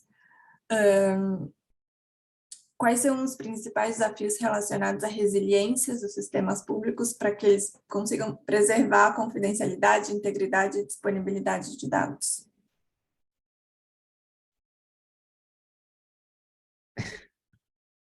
Não quero ser repetitivo, mas o principal desafio está relacionado com os recursos humanos. Ter uma área especializada na proteção de dados personais, que está relacionada com ciberseguridade, e ter recursos para adquirir e retener esta equipe. Mas também eu começaria por ter bem leídas as leis nacionais de proteção de dados personais, porque há leis nacionais em Brasil, em cada país de Latinoamérica. Então, o começo é conhecer as leis, o marco legal. E logo, para poder respeitar esse marco legal e incluso melhorá-lo, ter melhores práticas na prefeitura que na nação, vocês necessitam pessoal especializado. Vocês necessitam ter um equipo de dados pessoais. Ou uma pessoa, um recurso. Complementando, na realidade, isso aí que o Tony falou é 100% correto, Lei Geral de Proteção de Dados, etc. E também é importante que você tenha uma área de governança de dados, né? Na próxima aula, nós vamos ter governança de dados do Rio de Janeiro com João Carabeta, onde você pensa de uma forma conjunta onde armazenar esses dados, se é local, se é na nuvem, quais são os procedimentos, você cria alguns logs das pessoas sendo acessadas, etc, etc. Então, é um negócio muito complexo, né? Você fazer essa proteção de dados, esse gerenciamento, e você garantir que os dados confidenciais estejam confidenciais, que eles sejam anonimizados, etc. A pergunta relacionada aos dados de telefones celulares, na realidade, eu acho que as grandes empresas que compram esses dados, né, das empresas de telefonia, elas recebem só uma parte desses dados. Então, por definição, esses dados que são compartilhados ou vendidos ou adquiridos, eles já vêm anonimizados, de forma que uma pessoa que vai analisar esses dados não consegue ter acesso ou fazer uma engenharia reversa para saber um pouco mais dessas informações. E aqui tem uma pergunta super interessante do André Cavalcante, que é como você prioriza os dados nesse universo de muitas informações, né? E eu acho que a ideia aqui, né, não é você olhar para esse mundo de dados e se perguntar o que eu posso fazer com isso, né? É você olhar para a sua cidade, para a sua secretaria, entender que desafio que eu tenho, que eu preciso resolver. Esse desafio pode ser resolvido com dados? Quais são os dados disponíveis para resolver esse desafio, né? É uma lógica um pouco ao contrário, reversa. Mauricio é um experto nisto, porque esse é exatamente o que se ha realizado com os pilotos de Big Data nas cidades brasileiras. Uma metodologia para fazer isso mesmo, conectar prioridades com dados, então priorizar quais vão ser os projetos de análise e os produtos digitais a generar para poder responder às perguntas mais críticas para a prefeitura. É isso aí. E também eu acho que no momento que você está trabalhando com dados, tem um escritório de dados, que eu acho que é o sonho de cada prefeitura, você tem que estar, obviamente, trabalhando com as secretarias, provendo seu serviço e também discutindo o que eles querem, o que eles estão pensando, qual a utilidade dessas informações ou desses dados, e você for criando, né, ir criando mecanismos de uso desses dados, ou seja, qual que é o problema, qual que é a pergunta, eu tenho dados aqui, eu tenho que buscar dados de fora, por exemplo, dados do censo, do IBGE, e coisas desse tipo. Então, a lógica é exatamente essa, né? Problema, olho os dados e vou buscar a solução. E E eu estou ciente aqui que a gente já passou do nosso tempo, mas os nossos painelistas professores aqui se dispuseram a ficar mais 15 minutinhos para a gente conseguir responder mais algumas perguntas. Então, super obrigada, Maurício e Antônio. Para os que não conseguirem ficar esses 15 minutinhos a mais, não tem problema, a gente está gravando a aula e a gente vai enviar por e-mail a aula completa depois, mas a gente continua aqui mais um pouquinho para os que conseguirem ficar. Só um disclaimer aqui. É só, pessoal, a gente tem aula daqui uma semana, então eu peço, por favor, vocês não se esqueçam da próxima aula, que vocês venham na próxima aula. Qualquer dúvida, a gente tem aquele usuário, né, de e-mail que é bigdata2023@iadb.org, qualquer pergunta. E, por favor, não esqueçam de responder a nossa pesquisa, né? A Jéssica passou para vocês o link. Então, por favor, é muito importante seus comentários para que a gente possa endereçar cada vez mais suas demandas.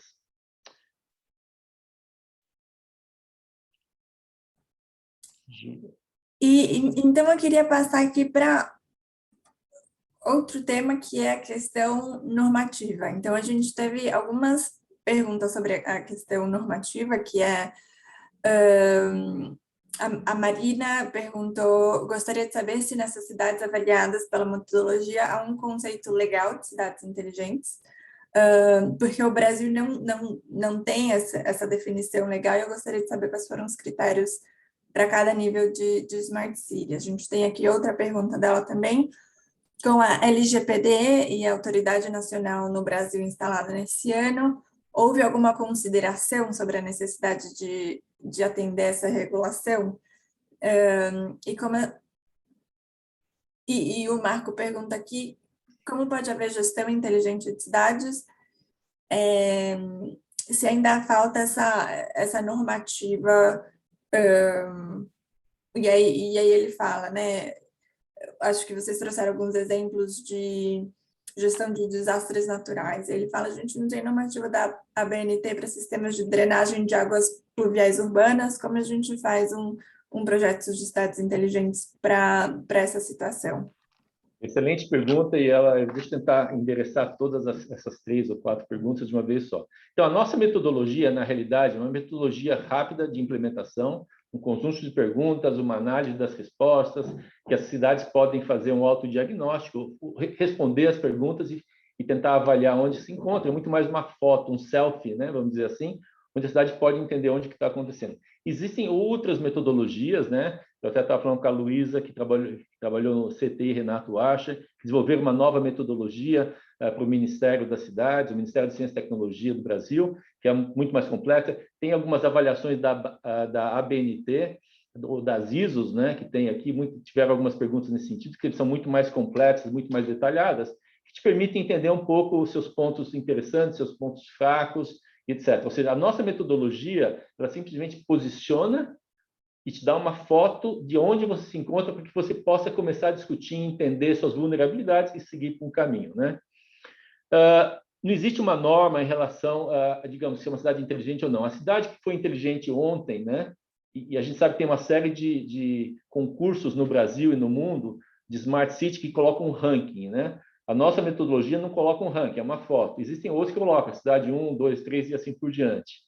E nesse ponto de você ter um ranking, uma cidade que foi inteligente, segundo a metodologia do ranking, ela pode ser que não seja mais inteligente ou outras superem ela. Então, é um movimento constante que ele vai evoluindo com o tempo. Você não pode parar. Uma vez que você começa essa transformação, se você para, você fica para trás. E a tecnologia está evoluindo dia a dia. Com relação à Lei Geral de Proteção de Dados, a nossa metodologia ela olhou esse ponto e ela toca de uma forma sabendo se as prefeituras estão preparadas ou não, mas é importante que a gente tenha observado que a Lei Geral de Proteção de Dados é uma lei que já está sendo adotada massivamente pelas prefeituras, ela está sendo... as prefeituras estão preocupadas com a confidencialidade, etc. Existe um movimento que está realmente movimentando as prefeituras, e não só as prefeituras, mas outras entidades federais e públicas estaduais, no sentido de proteger os dados, porque se entende na confidencialidade, na sensibilidade desses dados, né?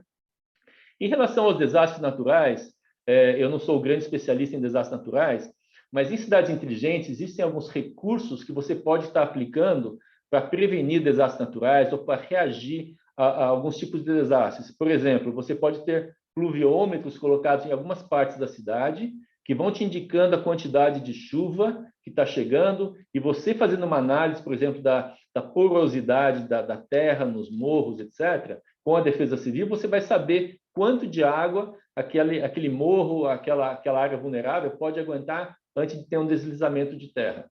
Você tem uso de câmeras e outros sensores que te mostram se aquela via está sendo alagada, vai ser alagada, etc. Ou seja, tem uma grande complexidade de dados, tem desde sistemas de atenção, atenção antecipada, né? onde você recebe alertas e você consegue disparar sirenes em função de algumas situações meteorológicas ou situações climáticas que estão acontecendo. Ou seja, os desastres naturais, muitas vezes, eles podem ser antecipados, depende da situação, e com mais informação, mais dados, você consegue ter uma melhor condição de poder prevenir e também antecipar algum tipo de desastre.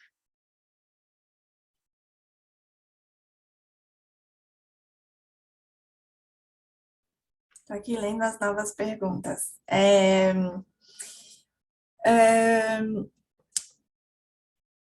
E aí, mudando um pouco de assunto, indo para comunicação, né? Então, a gente tem algumas perguntas aqui que falam, é muito complicado realmente, acho que a gente tinha falado sobre isso alguns minutos antes e algumas perguntas surgiram, que esses projetos de cidades inteligentes, compartilhamento de dados, precisa ser uma diretriz direto do prefeito, né? Porque senão ninguém quer compartilhar os dados. E às vezes é muito complicado para um gestor público convencer o prefeito da importância desses projetos.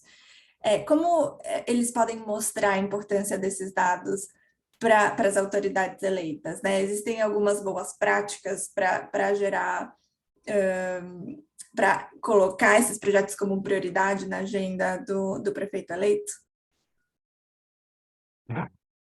Muito difícil essa pergunta.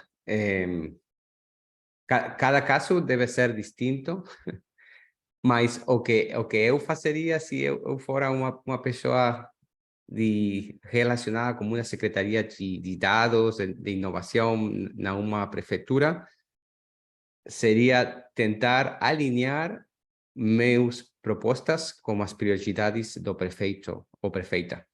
Tem que conhecer a contextura política e se vocês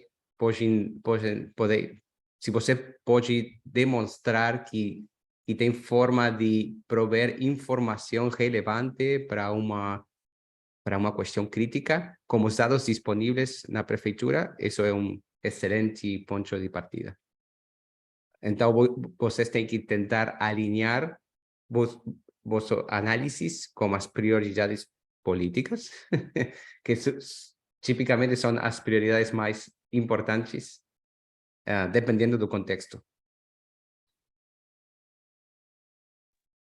Concordo plenamente com você, Tony. E veja assim, a gente, pelo menos, eu acho que durante a pandemia, houve um aumento da sensibilidade dos gestores em relação à transformação digital, tecnologias, teletrabalho, conectividade, etc., né? Então, eu acho que aquela situação da pandemia, ela trouxe para as cidades temas importantes de digitalização, né? E nesse momento, a gente pensa que talvez esse curso possa, de alguma maneira, sensibilizar vocês que estão participando, né? E com isso também criar, talvez, mais argumentos com os gestores para que eles possam entender e dar mais importância a esse ponto, né? Como eu falei naqueles 4 pilares das cidades inteligentes, eu acredito que a grande oportunidade é exatamente na parte de gestão de dados, centro de inteligência, onde muitos dados estão sendo coletados pelas prefeituras, mas muito poucas estão utilizando esses dados para tomada de decisão, né? Então, acho que é um momento de virada, que o BID está apostando muito nessa parte de gerar valor dos dados, né? Não é o novo petróleo, mas é o valor dos dados que podem trazer para a cidade. E como a gente vai ver na aula número 5, muita coisa foi feita muito legal nas 3 cidades, né? Vitória, São Luís e Recife. E isso eu acho que mostra que você, partindo do zero, né? Na verdade, eles têm dados, mas partindo de uma metodologia nova e criando pilotos, você consegue estar mostrando que alguns dados antigamente que estavam sendo utilizados simplesmente como fonte de armazenadas, hoje ela tem um valor maior. Eu acho que agora nosso tempo realmente está acabando. A gente tem tempo para mais uma perguntinha, que eu vou ser muito cruel com vocês, porque eu vou dar 2 minutos para a resposta e é uma pergunta super complexa. Mas o Jason pergunta, porque ainda está nesse tema político, né? Então a gente vai para o outro lado, a visão do cidadão, né? Então, muitas vezes quando a gente tem esses projetos de envolvimento do cidadão em projetos de cidades inteligentes, existe um aumento de demandas. E muitas vezes a cidade não está preparada para atender essas demandas, né? Então, você abre um espaço para a participação cidadã e depois não consegue responder as demandas, ou as demandas são respondidas fora do prazo, por falta de mão de obra ou por outros motivos. Como que a gente garante o feedback do atendimento e como a gente garante a devida comunicação à população para manter esse investimento na cidade? Maurício, colocou até no mudo. Não, eu posso falar. Tony, Esta é para Mauricio, claramente. Tá. Eu acho o seguinte, é muito mais setar expectativa, né? Ou seja, se você está disposto a envolver o cidadão, você tem que realmente estar disposto a escutar elogios e escutar críticas. E também você tem que ter uma equipe que possa reacionar e responder a essas demandas. Então, tudo isso começa com um piloto. Então, você não vai abrir uma nova solução de engajamento com os cidadãos e abrir com 100% da população. Você começa com piloto, grupos focais, 20 pessoas, começa a trabalhar e, ao mesmo tempo, na parte de back-end, né, de suporte da sua prefeitura, você tem que estar tudo montado, porque se chega a demanda e você não responde, seu projeto já foi por água abaixo, né? Você falou uma coisa muito importante, Júlia, que é a comunicação, né? Então, no momento que eu estou começando esses trabalhos, é importante eu estar criando mecanismos, seja notas em jornal, ou rádio, na internet, nos websites, de que está acontecendo, para manter a população engajada, ativa, setando as expectativas corretas e também mostrando a evolução.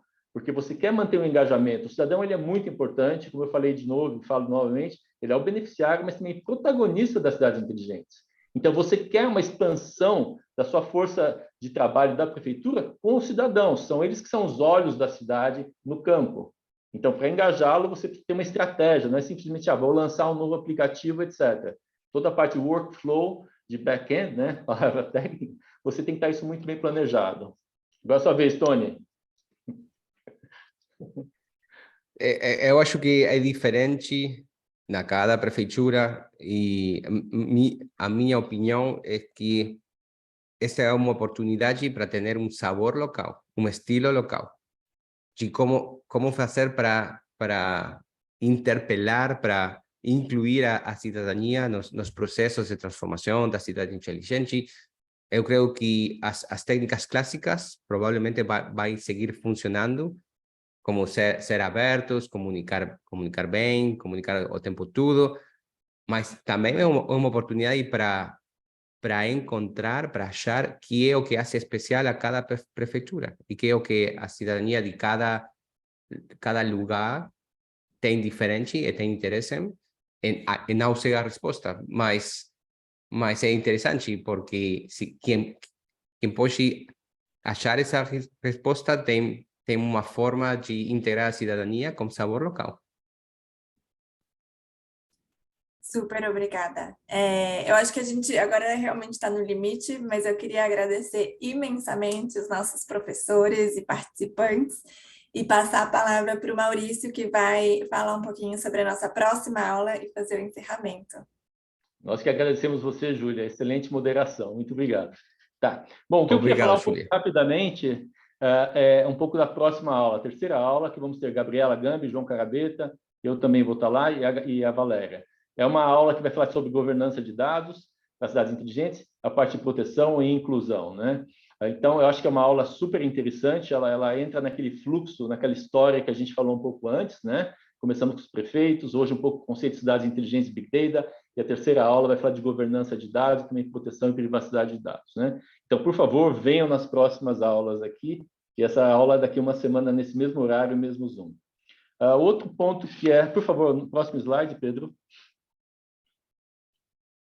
Ops, faltou. Na realidade, o ponto que eu queria falar é a gente vai estar mandando comunicação para vocês através do e-mail do BID Brasil, tá? Então, por favor, chequem seus e-mails, né? Para que não vá para spam. E a gente vai passar a gravação dessas aulas, os links e também nossas apresentações. E qualquer dúvida, por favor, nos mande algum e-mail no bigdata2023@iadd.org. Então, com isso, eu gostaria de agradecer vocês pela presença. Tivemos quase 1.500 pessoas simultâneas na nossa sessão, que para a gente é uma honra estar aqui. Aproveito também para agradecer o Tony, a Júlia aqui e todas as pessoas também que estão trabalhando com a gente, o Pedro, a Jéssica e uma série de outras pessoas que fizeram esse curso possível. E queria agradecer a todos vocês que ficaram conosco até agora e desejar a todos uma boa tarde e uma excelente continuação de semana. Até a próxima aula. Aguardamos vocês. Obrigado.